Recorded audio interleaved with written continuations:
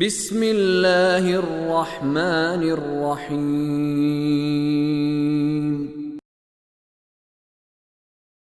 قل انی لا املک لکم ضرا ولا رشدا قل انی لن یجیرنی من اللہ احد ولن اجد من دونه ملتحدا الا بلاغا من اللہ ورسالاته ومن يعص الله ورسوله فإن له نار جهنم خالدين فيها أبدا قل انی لا املک لکم ضرا ولا رشدا، اے رسول کہہ دیجئے بے شک میں تمہارے لیے نہ کسی نقصان کا مالک ہوں نہ کسی ہدایت کا مالک۔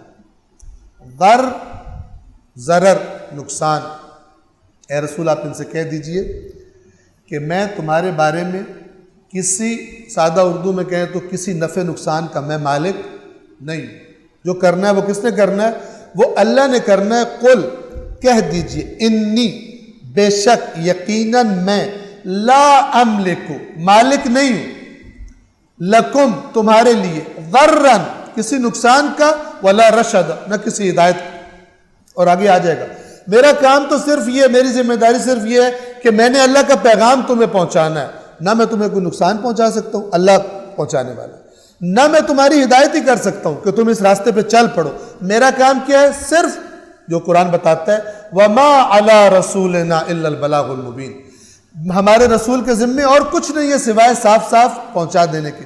یہ کیوں یہاں پر فرما رہے ہیں کہ میں تمہارے کسی نقصان پر قدرت نہیں رکھتا؟ کفار مکہ یہ پروپیگنڈا کرتے تھے کہ یہ چال چل رہے ہیں، نعوذ باللہ من ذالک، رسول اللہ پر بہت سارے بہتان لگاتے تھے، کہتے تھے یہ ایک چال چل رہے ہیں اور اس چال سے یہ ہمیں نقصان پہنچانا چاہتے ہیں، یعنی ہمارا جو دین، وہ جو مشرکوں والا دین تھا، اس دین کو نقصان پہنچانا چاہتے ہیں، ہمیں نقصان پہنچانا چاہتے ہیں۔ تو اللہ نے اپنے نبی کو حکم دیا اور ان کو بتا دو کہ نفع اور نقصان کا مالک کون ہے؟ اللہ ہے، میں مالک نہیں ہوں تمہارے لیے نہ کسی نقصان کا ولا رشدہ، یہ رشدہ وہی رشد سے ہے، یعنی میں نہ تمہیں گمراہ کر سکتا ہوں نہ میں تمہاری ہدایت کر سکتا ہوں، میں صرف پیغام پہنچا سکتا ہوں۔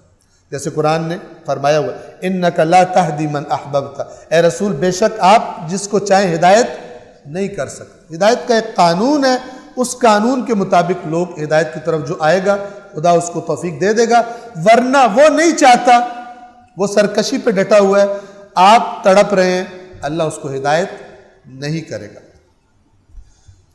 کہہ دیجئے میں تمہارے لیے نہ کسی نقصان کا اختیار رکھتا ہوں اور نہ کسی ہدایت کا۔ اب یہ بڑی شدت کے ساتھ توحید اور مقام پروردگار ان آیات میں بیان کیا جا رہا ہے۔ حالانکہ اللہ کے بعد جو سب سے برترین ذات ہے وہ کون ہے؟ رسول اللہ ہے، جو سب سے بڑے مقام ہے۔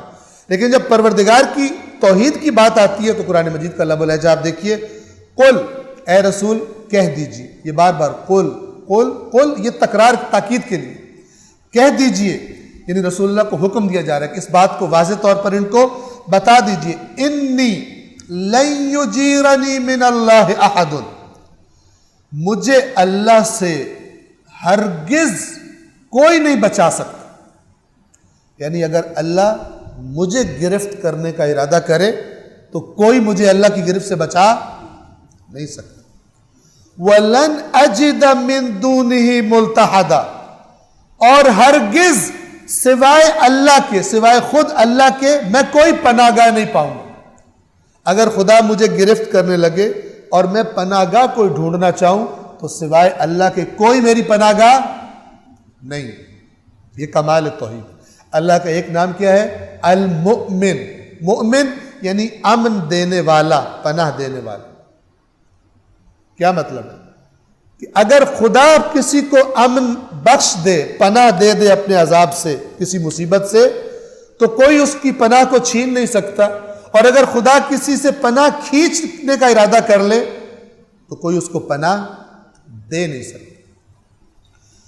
قل انی لن یجیرنی من اللہ احد ولن اجد من دونه ملتحدا، اے رسول کہہ دیجئے مجھے اللہ سے کوئی ہرگز نہیں بچا سکتا اور نہ ہرگز اس کے سوا کوئی جائے پناہ پا سکتا ہوں۔ الا سوائے بلاغم من اللہ و رسالات. کیسے پناہ پاؤں گا؟ سوائے اس کے کہ میں تمہیں پہنچا دوں اللہ کی طرف سے اور اللہ کی رسالتیں، یعنی جو اللہ نے میرے ذمے لگایا ہے میں اس کو اپنی ڈیوٹی ادا کروں، یہ میری پناہ ہے. اللہ تبارک و تعالی اگر میں خدا کا گویا کہ مثلا حکم نہ مانوں تو پھر اللہ کے مقابلے میں میری پناہ گاہ کوئی نہیں. اسی طرح کی آیات قرآن میں پہلے بھی گزری ہے. مثلا خدا نے فرمایا قل، اے رسول ان کو بتا دیجیے، انی اخاف، کہ بے شک مجھے خوف ہے، ان عصیت ربی، اگر میں معصیت کروں اپنے رب کی، خدا نے جو میرے ذمے لگایا اگر میں وہ نہ کروں تو مجھے خوف ہے. کس کا خوف ہے؟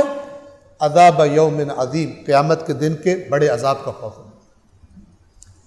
تو جب اللہ تبارک و تعالی اپنا ذکر کرتا ہے تو پھر اس کا جلال، اس کا دبدبہ، اس کی ہیبت سب کے لیے یکساں ہے. اور ان آیات میں بڑی شدت کے ساتھ آپ ان کا لب و لہجہ دیکھیے، کیونکہ کفار چاہتے تھے رسول اللہ کچھ کمپرومائز کرے، کچھ ان کے شریکوں کا بھی ریگارڈ کرے.